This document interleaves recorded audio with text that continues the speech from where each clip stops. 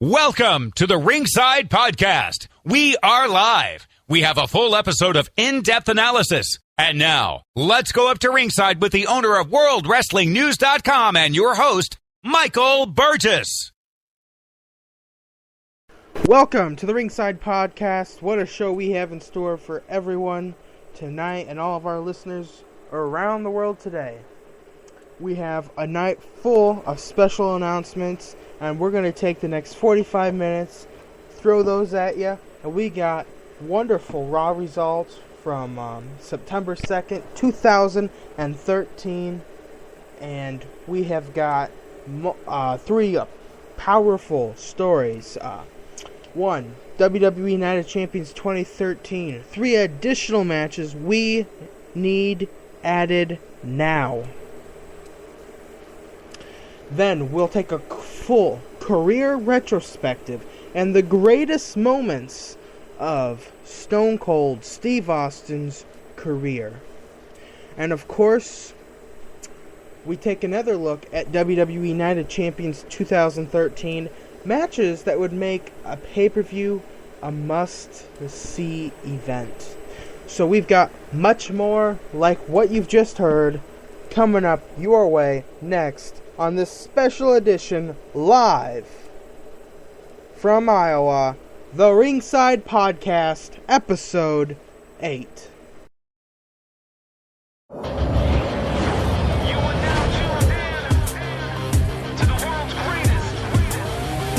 Tonight is the night, bright lights, high crowd, yeah, we need to throw down, everybody get loud. Tonight is the night, A-list, can't miss, when we burn it to the ground, everybody get down. Tonight, bright lights, high crowd, yeah, we need to throw down, everybody get loud. Tonight is the night, A-list, can't miss, when we burn it to the ground, everybody get down. Tonight is the night, lights flashing when we step in the place, and you can feel the raw excitement from the look on their faces. The truth is you can find us wherever you are, just look up, we're flying high with the stars, cause tonight is the night, bright lights, high crowd, yeah, we need to throw down, everybody get loud. Tonight is the night, A-list, can't miss, when we burn it to the ground, everybody get down. Tonight is the night, bright lights, high crowd, yeah, we need to throw down, everybody get loud. Tonight is the night, A-list, can't miss, when we burn it to the ground, everybody get down. Tonight is the night.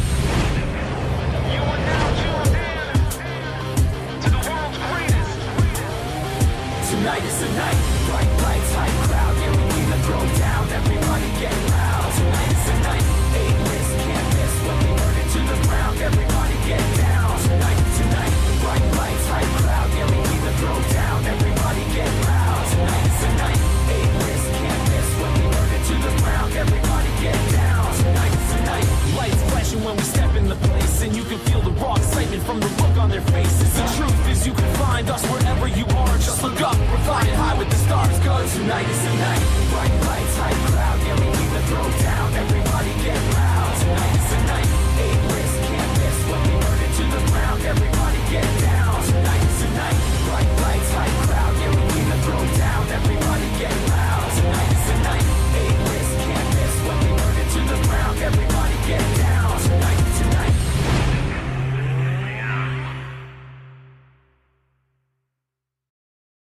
Welcome back to the Ringside Podcast, and we are kicking things off right now with the September 2nd Raw results for 2013.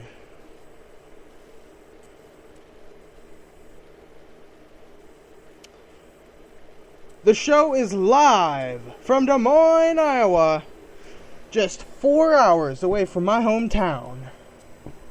And welcome to Monday Night Raw.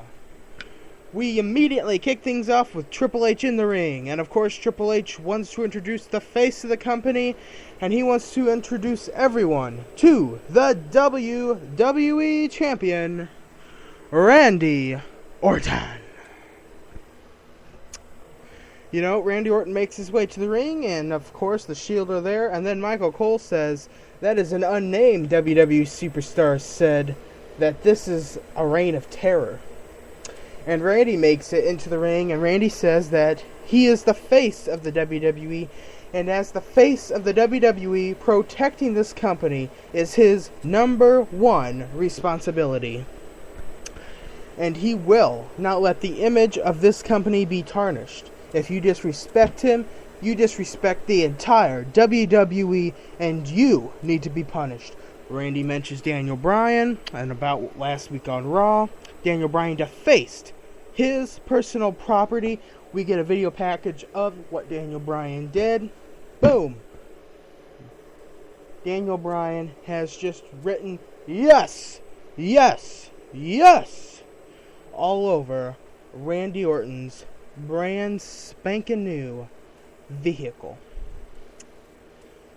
Yeah, he's pretty pissed off about that, no doubt about it. Anyway, this promo goes on, and Triple H takes the mic, and he says, he talks about the chanting of the yes and how that doesn't help anything, and about how people are causing Daniel Bryan to confuse popularity with what is best for the business, and popularity is not what is best for business. Hunter mentions Doink. Doink was insanely popular. People love Doink. There was a very big reason why Doink was never WWE champion. It was because it would have been bad for business. Daniel Bryan will never be WWE champion again, and he can reach for that brass ring, and he can have some goals. Hunter says that he can bring back the Cruiserweight or European title, and Daniel can set that goal for himself. Then all of a sudden, Daniel Bryan's music hits, and he makes his way onto the stage.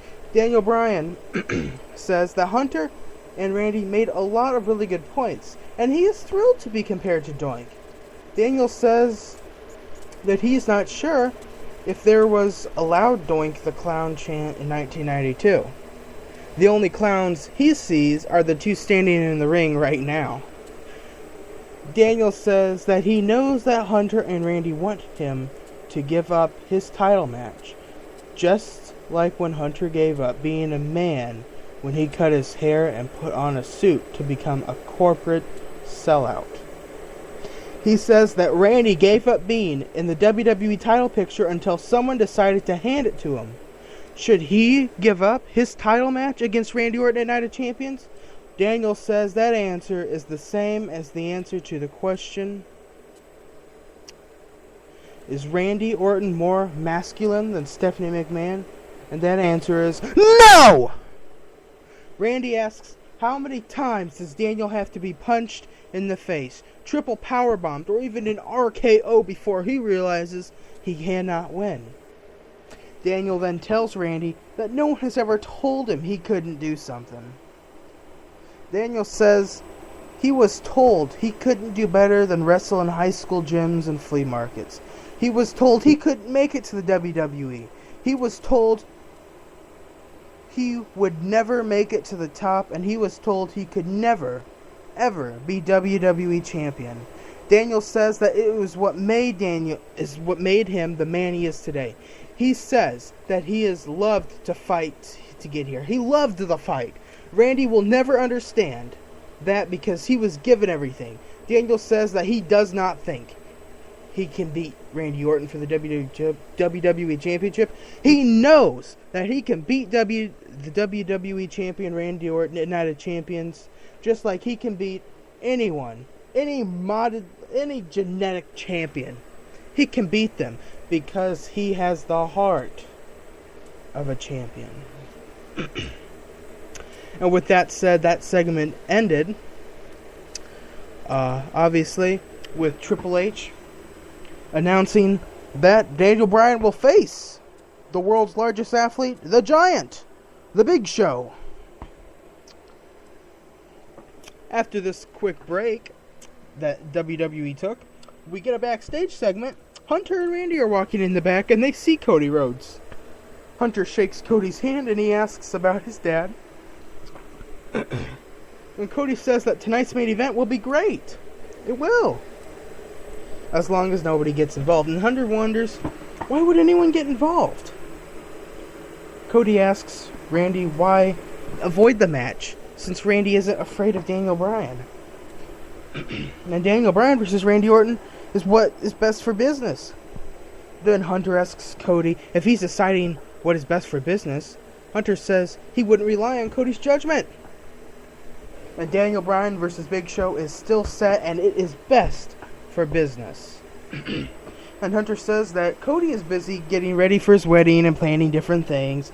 And Hunter asks Randy if he got an invitation. And of course, Randy asks Hunter. And Hunter says that he got Cody an early wedding present. He will face Randy Orton. Cody says thanks, Hunter, for the opportunity. Hunter says it is an opportunity for him to keep his job, because if he does not win, he probably won't be here very long. Hunter guaranteed it.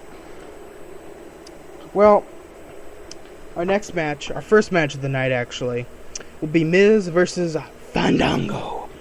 This is obviously a very quick match. The Miz did go over on this one and won, but at what cost? You know, Fandango, he usually generally puts up a hell of a fight, but it costed Fandango this time. Fandango broke his nose due to Miz botching another move. And you know, some of these guys like the Miz, Sin Cara, Ryback, they just botch up every freaking move. Oh my god. They botch up every move. And what the hell? Why can they not do anything right? And it hurts people. It literally hurts people. Because Fandango, he's walking away with a broken nose. If you tuned into the WWE app, and I applaud it. Free plug right there, by the way. You're welcome, WWE. But if you tuned in, you would have seen, a hell of a lot of blood. Holy shit. The first time I tuned into that app for a long time, and holy shit, there's blood everywhere. Blood everywhere. Obviously, we move to a backstage segment after this match. You know, Booker T walks in, talks to Daniel Bryan, and says that it would put his career in a lot of trouble if he didn't follow and maybe listen to Triple H and stuff. Daniel Bryan obviously doesn't agree with what Triple H says. Booker T walks away. End of segment. Our next match, Ziggles versus Ryback. No doubt here, Ryback's gonna win. Our next segment, you know, Stephanie McMahon comes to the ring, brings out the Big Show, and she brings back some young memories when she was a 12-year-old girl. You know, she just to cut right to the chase. She says his ironclad contract says if he doesn't perform his duties, he is in breach of contract. And how much longer can he keep this up? There's not a lot of other alternatives. And tells him to think of his family, and tells him his biggest fear is giants medically don't live as long as other people. Stephanie says he will perform his duties tonight and will face Daniel Bryan, and she's sorry he's hurting. But the only person hurting more than him right now is her. This obviously embarrassed Big Show, I'm sure. I don't know. It was hard to see because, you know, it was like they were standing in a big ass puddle because the Big Show cried so much. But still number one. Still number one in my book. Moving on throughout the night, obviously there was a match, Primetime Players versus 3MB. Shitty match. Winner, Primetime Players. Our next segment is a backstage segment. You know, Paul Heyman is telling Brad Maddox that he's not doing good, and says it's Brad Maddox's fault because he was put in the fate of the hands of the WWE Universe, and they voted for CM Punk to put his hands on Heyman. Now, I'm going to stop right here. This isn't fair. This is not fair. The WWE Universe, what say should they have over this? What the hell? I would not put my fate, my life, in the hands of millions of people